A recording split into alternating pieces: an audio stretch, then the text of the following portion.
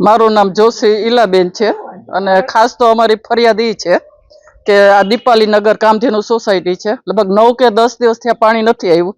તો એક તો આટલી ગરમી છે, પાણી અછત છે. અમારા જેવાને સ્ટોરેજ એવું કંઈ ન હોય કે આપણે 9-10 દિવસનું પાણીનું સ્ટોરેજ કરી શકીએ. તો અમે તો નગરપાલિકા વાળાને રિક્વેસ્ટ કરીએ છીએ, વિનંતી કરીએ કે અમારી જે કમ્પ્લેન છે એ ધ્યાનથી સાંભળે અને અમને કંઈક પાણીની વ્યવસ્થા ટેન્કર દ્વારા થાય તો ટેન્કર દ્વારા, અને જે રીતે રેગ્યુલર જે 5 દિવસે પહેલા આવતું 5ના સીધા ડબલ થઈ ગયા. 10 દિવસે પાણી હજી આવ્યું નથી તો શું કરવું? પાણી ન આવે તો એક તો ક્યાંય મળતું નથી. હવે અમારા જેવા જોબ કરતા હોય ક્યાં ભરવા જવું? કોણ ભરવા આપે? બાજુમાંથી કોઈ આપતા ન હોય તો એટલે મુશ્કેલી તો બહુ જ છે. કંઈ એનો ઉકેલ અમારી પાસે નથી. જો નગરપાલિકા પાસે હોય તો કંઈક કરી દે અમને. આ પાણીની એક તો મુશ્કેલી છે અને પાછું અધૂરામાં પૂરું જે આપણે ગુજરાતીમાં કહી શકાય કે વરસાદ એ મોડો છે. તો કા પ્રાર્થના ભગવાનને કરીએ કે વરસાદ અમને સમયસર આપી દે, અમારે પાણીનો જે પ્રશ્ન છે એ સોલ્વ થઈ જાય, અથવા તો નગરપાલિકા વાળા છે એ કંઈક એની રીતે કંઈક અમારો પ્રશ્ન સોલ્વ કરે એવી અમે વિનંતી કરીએ છીએ. સમસ્ત કામધેનુ સોસાયટી દ્વારા હું રિક્વેસ્ટ કરું છું કે જલ્દી આનો ઉકેલ કોઈ આપે. મારું નામ રાખોલિયા આશિકાબેન છે. અમે દીપાલીનગર અને કામધેનુ સોસાયટીમાં વોર્ડ નંબર 6માં રહીએ છીએ. તો અમારે 10 દિવસથી પાણી નથી આવ્યું. તો અમે જોઈન્ટ ફેમિલીમાં રહીએ છીએ. તો અમે 9 થી 10 જણા હોઈએ. તો અમે કઈ રીતે પાણી પૂરું પડી શકે એમ, અને પાણી અમને આપવું જોઈએ, કારણ કે છોકરા તો અત્યારે હોય એટલે પાણી, ઉનાળો છે એટલે પાણી તો જોઈએ જ, નાહવા ધોવા માટે, કપડામાં આ છે તે છે. તો એવું છે કે પેલા ચૂંટણી આવી હતી ત્યારે જે લોકો આવતા પ્રચાર માટે, ત્યારે એ લોકો એમ કહેતા કે અમે પાણી આપશું, અમે તમારા પ્રશ્ન બધા ઉકેલી દેશું. તો હવે એ બધા લોકો ક્યાં ગયા છે? તો અત્યારે અમને પાણી મળતું જ નથી. અને આવે છે પાણી 10 દિવસે આવે છે પણ 1 જ કલાક આપે છે. તો 1 કલાકમાં કઈ પાણી ભરાય નહીં.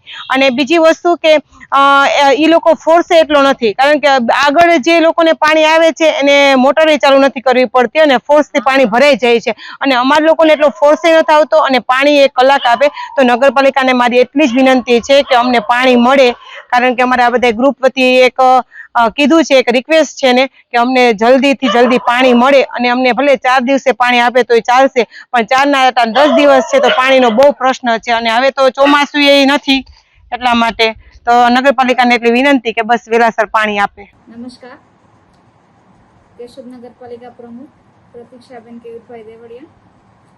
હાલ અત્યારે શહેરીજનોની સમસ્યા એ છે કે પાણી છે એ મોડું મળે છે, પરંતુ અત્યારે ચોમાસું છે તે ખેંચાઈ ગયું છે, એના લીધે પાણીની અછત સર્જાણી છે.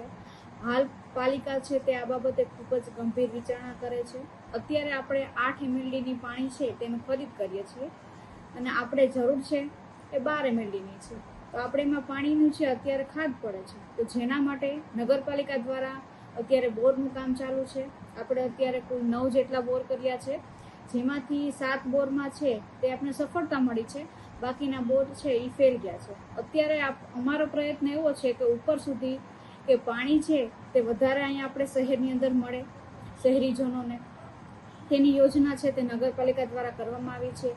અને ચોમાસું છે તે ખેંચાણું છે, તેના લીધે જે આપણી ચેનલ છે 6 દિવસની એ ખોરવાઈ ગઈ છે. અત્યારે આપણે શહેરની અંદર છે તે 9 દિવસે ક્યાંય 10 દિવસે પાણી મળે છે.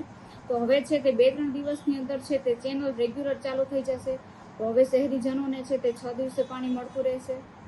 અત્યારે છે આપણે કેશોદ શહેરની અંદર જે ચોમાસું ખેંચાઈ ગયું છે, ઉપરથી પાણી આપના આપે તો તે પાણી 18 થી 20 કલાકે આપણે શહેર સુધી પહોંચે છે. ત્યાં 18-20 કલાક પછી તે પાણી છે તે તમારા ઘર સુધી પાણી પહોંચે છે.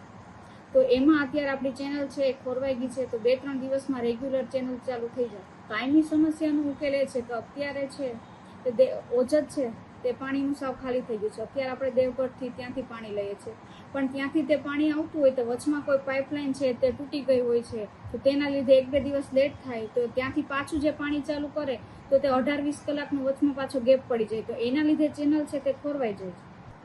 ભવિષ્યની અંદર અમારા પ્રયત્નો અત્યારે એવા છે, સર્વે કર્યું છે તે પ્રમાણે, કે વંથલીમાં જે ઓજત છે તેનું ડાયરેક્ટ પાણી કેશોદ સુધી પહોંચે. અને બેઠકમાં અમે એવું નક્કી કરેલું છે કે 2-3 સર્વે અમારી પાસે આવેલા છે, તે મુજબ અમે યોજનાઓ છે તે તૈયાર કરી અને પાણીનો સ્ત્રોત છે તે શહેરીજનો સુધી પહોંચે તેવા પ્રયત્ન કરશું.